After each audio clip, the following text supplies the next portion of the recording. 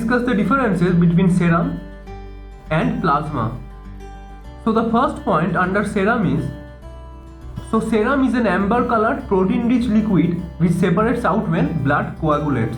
And for plasma, while for plasma it is the clear yellowish fluid part of the blood in which the corpuscles and the fat globules remain suspended. So serum is the liquid fraction of the whole blood that is collected after the blood is allowed to clot.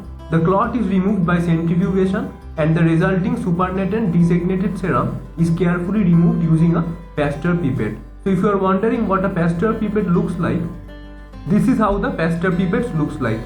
Depending on the volume, it is classified into various shapes. So this is what the Pasteur pipette is. Now let's move on to the plasma.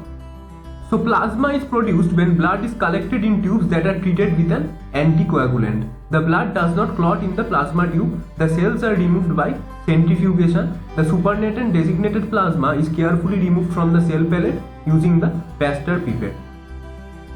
So now the third point is, no anticoagulant is required for serum separation, but for plasma, anticoagulants are necessary to separate plasma. So fibrinogen is absent in serum. Fibrinogen is a glycoprotein complex which is made in the liver that circulates in the blood of all vertebrates.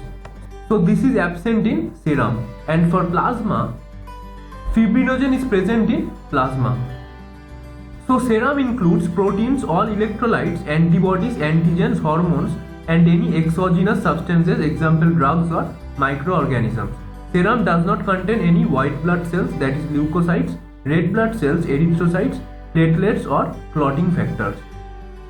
So plasma makes about 55% of the body's total blood volume. It contains proteins like albumins, globulins, fibrinogen, etc. It also contains glucose, important electrolytes and clotting factors.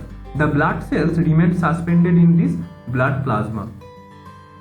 So at last I have a nice diagram which shows the difference between the plasma and the serum. Plasma contains the fibrinogen while fibrinogen is absent in serum. The buffy coat which you see between this plasma layer and the red blood cells layer is contains the white blood cells and the platelets. And for serum, no such coat exists because serum does not contain any corpuscles. The clot which you see here, this clot is the blood cells in fibrin clot. So these were the differences. These were the differences between serum and plasma. Thank you.